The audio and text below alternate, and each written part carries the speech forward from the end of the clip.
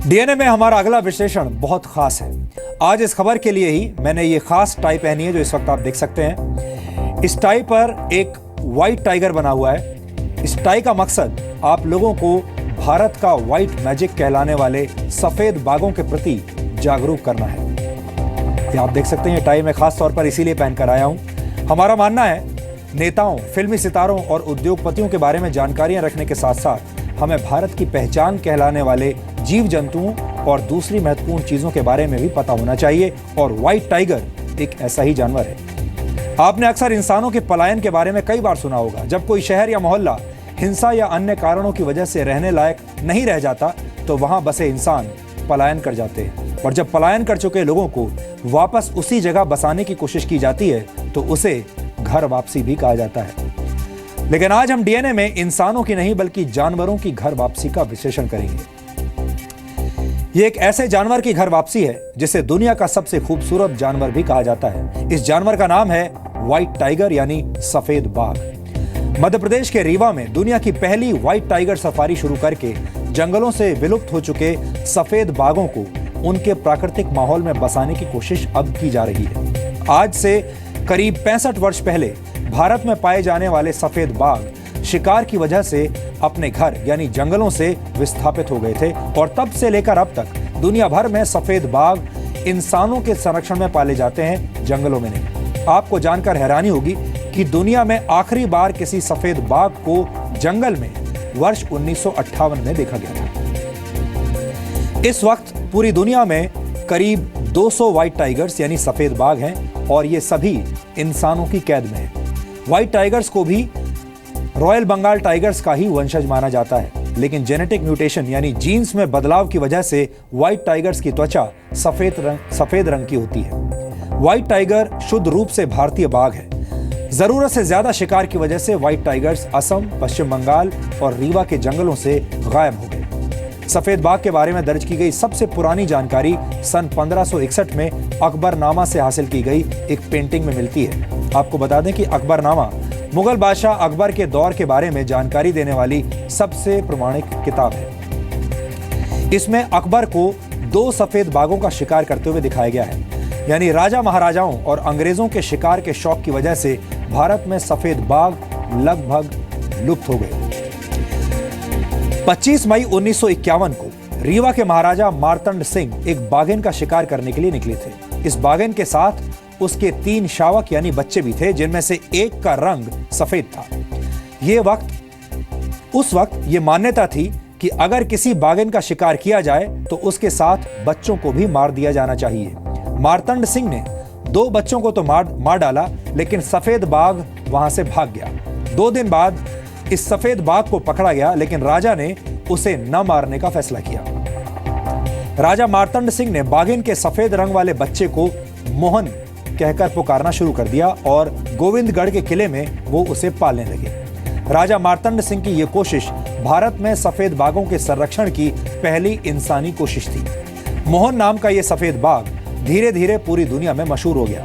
सफेद बाघों के प्रति दुनिया की दिलचस्पी को देखते हुए मोहन की क्रॉस ब्रीडिंग कराई गई, और इस तरह से मोहन नामक सफेद बाघ की संतानें पूरी दुनिया में फैलने लगी। 18 दिसंबर 1969 को सफेद बाघ मोहन की मौत हो गई, लेकिन मरने से पहले भारत के पहले संरक्षित सफेद बाघ मोहन ने 19 वर्षों में 34 बाघों को जन्म दिया, जिनमें से 21 सफेद बाघ थे। बाद में मोहन की संतानों ने दुनिया भर में सफेद बाघों के परिवार को आगे बढ़ाया। यानी यूं भी आप कह सकते हैं कि दुनिया भर में जितने भी सफेद बाघ इस वक्त मौजूद हैं, व्हाइट टाइगर्स मौजूद हैं, वो मोहन की ही संतान है। 1960 में अमेरिका ने भारत के व्हाइट टाइगर्स में दिलचस्पी दिखाई और मोहन की ही एक संतान को $10,000 में खरीद लिया। इस व्हाइट टाइगर का नाम था मोहिनी। मोहिनी जब अमेरिका पहुंची तो अमेरिका के तत्कालीन राष्ट्रपति ड्वाइट डी आइसेनहावर ने खुद उसका स्वागत किया।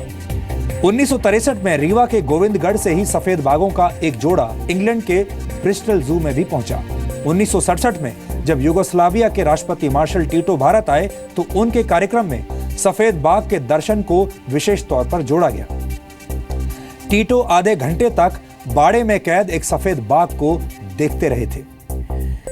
ये भारत का व्हाइट मैजिक था जिसके प्रति दुनिया का आकर्षण लगातार बढ़ता जा रहा था। 1970 तक अंतर्राष्ट्रीय सम्मेलनों में भारत का सफेद बाघ भारत का सबसे बड़ा दूत बन चुका था, यानी एक तरह से कह लीजिए कि ब्रांड एम्बेसडर बन गया था। हालांकि विडंबना यह है कि भारतीय व्हाइट टाइगर मोहन के वंशज आज भी दुनिया भर में कैद की जिंदगी जीने पर ही मजबूर हैं। अब भारत में दुनिया की पहली व्हाइट टाइगर सफारी के जरिए सफेद बाघों की घर वापसी की कोशिश हो रही है। रीवा के मुकंदपुर में शुरू की गई व्हाइट टाइगर सफारी में विंध्या नामक बाघिन को जंगल के माहौल में बसाने की कोशिश की जा रही है। हालांकि विंध्या अब तक इंसानों के बीच उनकी कैद में रह रही है, लेकिन उसकी घर वापसी के प्रोजेक्ट से जुड़े लोगों को उम्मीद है कि वो धीरे धीरे जंगल के माहौल में ढल जाएगी और खुद शिकार करना सीख लेगी, क्योंकि अभी ये व्हाइट टाइगर्स खुद शिकार नहीं कर पाते क्योंकि इन्हें जंगल में नहीं रखा गया। यहां पर हम आपको एक जानकारी और भी देना चाहेंगे कि भारत के कई हिस्सों में बाघ को शेर भी कहा जाता है। बाघ के लिए शेर शब्द का प्रयोग स्थानीय लोग करते हैं। हमारी रिपोर्टिंग में भी कई जगह स्थानीय लोगों ने सफेद बाघ की जगह सफेद शेर शब्द का इस्तेमाल किया है। हम ये जानकारी इसलिए दे रहे हैं क्योंकि हम चाहते हैं कि अलग अलग नाम सुनकर आप भ्रमित ना हो। बाघों को भारत की पहचान माना जाता है और इनमें से सफेद रंग के बाघों को आप जंगल का असली सुल्तान कह सकते हैं। हमने सफेद बाघों को बचाने की कोशिशों का आज एक डीएनए टेस्ट किया है।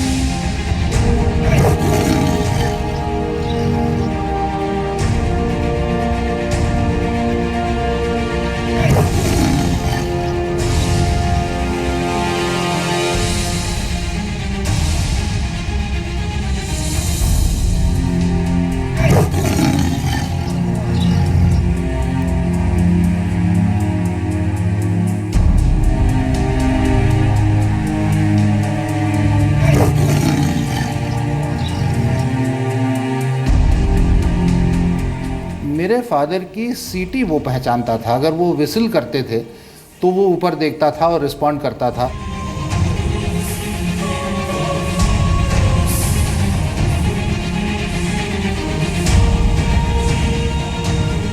वो भी एक बड़ा रोमांचक होगा वहाँ पे वाइल्ड में व्हाइट टाइगर को छोड़ना, तो उस पर हम लोग विचार कर रहे हैं। नीली आंखें और सफेद खाल वाले व्हाइट टाइगर को दुनिया का सबसे खूबसूरत जानवर भी कहा जाता है, लेकिन क्या आपको पता है कि दुनिया भर में मौजूद हर सफेद बाघ का भारत की धरती से गहरा रिश्ता है। आज डीएनए में हम आपको एक ऐसी जंगल सफारी पर ले चलेंगे जिसे देखकर आपका दिल बाघ बाघ हो जाएगा।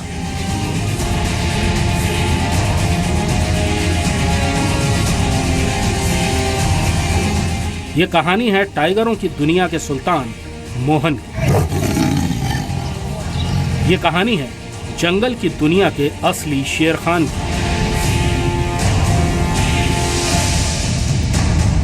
ये कहानी है दुनिया को भारत की सौगात की, जिस मोहन की संतान है दुनिया का हर सफेद बाघ। आपने जब भी किसी सफेद शेर को देखा होगा तो उसको इसी तरह बाड़े में बंद देखा होगा। दरअसल दुनिया का हर सफेद शेर कैप्टिविटी में ही पैदा हुआ, वहीं पला और वहीं बढ़ा। लेकिन आपको ये जानकर बेहद ताज्जुब होगा कि दुनिया का हर सफेद शेर दरअसल एक ही सफेद शेर के बच्चे हैं। आज मैं आपको उस सफेद शेर की कहानी सुनाता हूँ। यकीन मानिए वो बेहद रोमांचकारी है और बेहद दिलचस्प है। साथ ही मैं आज आपको दिखाऊंगा जंगल में आजाद घूमते सफेद शेर के दुर्लभ दर्शन।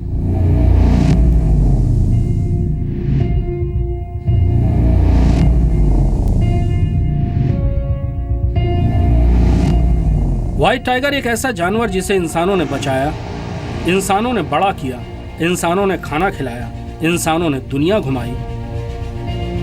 लेकिन सफेद बाघ की जान बचाने की कीमत थी उसे जंगल से दूर रखना। आपको जानकर हैरानी होगी कि दुनिया में कोई भी सफेद बाघ जंगलों में आजाद नहीं घूम सकता है। लेकिन अब पूरी दुनिया में मशहूर इंडिया का व्हाइट टाइगर इंडिया में पहली बार आज़ादी की सांस लेगा। ये कोशिश की जा रही है मध्य प्रदेश के उन्हीं जंगलों में जहां से पहली बार एक सफेद बाघ को पकड़कर पूरी दुनिया को सफेद बाघों की सौगात दी गई थी।